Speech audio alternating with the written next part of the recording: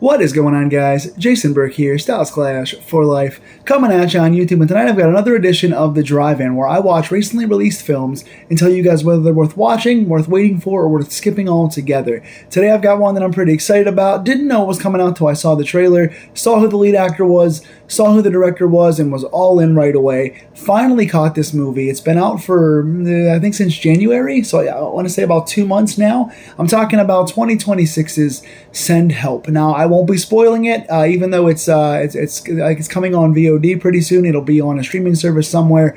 I don't want to spoil it. I'm going to bring you guys a detailed review as good as I can without spoiling anything. Send Help was written by Damian Shannon and Mark Swift, who wrote the Friday the 13th remake, as well as Freddy vs. Jason, directed by Sam Raimi, who you guys know from the original Spider-Man trilogy, and Drag Me to Hell, and Evil Dead, and so many other things. He's horror royalty, and royalty in general as a director.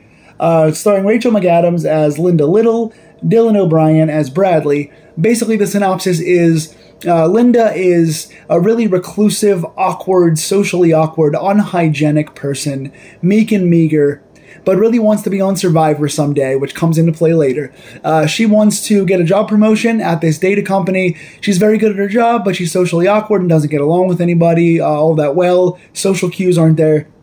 So the new boss comes in, winds up hiring somebody else to take that job, and then she winds up on a plane for a trip with the boss, the new person that got promoted in her spot, and a few other colleagues, and then the plane goes down in a crash, so they wind up on an island together, her and her boss, kind of having a role reversal of what it's like in the office. So it is kind of stuck with the boss you hate and the coworker you hate together on an island.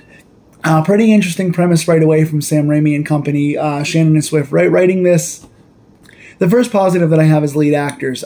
This is carried essentially by two characters. There are a few others early on, a couple others sprinkled in, but it's mainly a two-actor movie. Rachel McAdams and Dylan O'Brien playing Linda and Bradley respectively, and they do such a great job. Linda goes from being this a socially awkward, meek and meager person to being this survivor who thrives on an island, who has survival skills, who has leadership abilities, and has to morph to save herself. And Dylan O'Brien, his Bradley character, goes from being this really stuck-up, bro-y, kind of a sexual predator, not predator, but kind of a harasser, a really just awkward, awful guy, just someone you don't want to be working for, and winds up being in a situation where he's hurt on this island and has to rely on this employee that he didn't really like before, and now kind of has to find more about himself internally and kind of soften himself. So both characters definitely go on a trajectory, although Rachel McAdams' trajectory is a lot more in this film. But overall, the two lead actors had very good chemistry, good pacing, good moments of tension, good moments of comedy, good moments of just general dialogue, getting to know each other and getting to know themselves. And I really enjoyed the writing and chemistry and timing between the two actors. The next big thing I have is location. The office location is typical. Sorry, it's hard to breathe in here. Office location is typical, but makes itself for some very layered shots, using some different glass doors, partitions, nice shots in the office. When they get to the island, it's scenic and beautiful. Everything is well colored. Everything is well put together.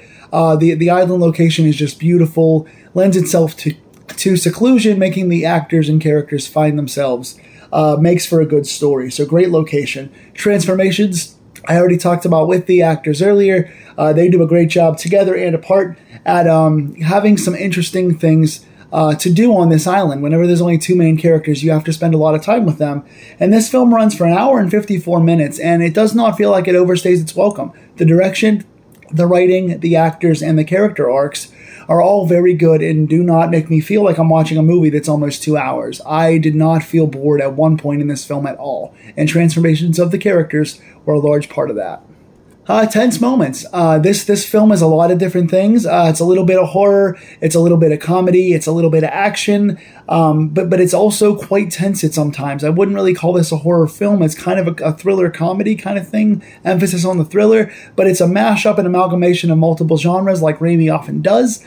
That being said, there's some really tense moments. There's one in particular that I had my hands like this. I was watching a whole scene like this with my eyes open, mouth agape, pretty genuinely tense. And a couple other moments too when you start to unravel things where you go, oh, this is really, really weird and dark, and kind of really lets you in on something you feel like you shouldn't be watching, and makes you feel a little dirty or makes you feel a little scared in the comfort of your home. So really nice on that as well. The two negative points that I have here, two marks down. Number one, the CGI. When they use practical effects, they do a good job of it. When they cut away from practical effects pretty fast, they do a very good job of it. When they linger on the CGI, which is too often, it takes you out of the moment. There was a couple of times that this took this film down for me a few points.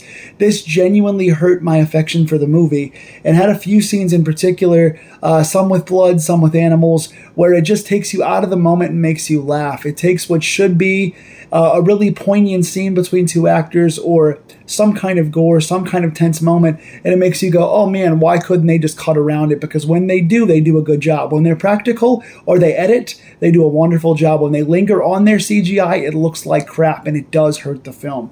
The other negative for me is predictable. You kind of know in the first 20 minutes of the film, once they get to their central location and you figure out the crux of the problem of this movie, you know exactly where it's going to go. There was one thing that I predicted as part of the ending series of twists that I got wrong, that I expected to happen, that didn't happen, but everything else I predicted in the first half an hour of the film was all correct. I got it pretty fast. I've seen a lot of movies, so it did take me out of it a little bit, but it still was good execution in getting there. They also kind of, when they get to the end, it kind of jumps the shark a little bit and feels a little too on the nose. So I didn't necessarily love all of the way they got to the ending. But that being said, the execution overall was still pretty good.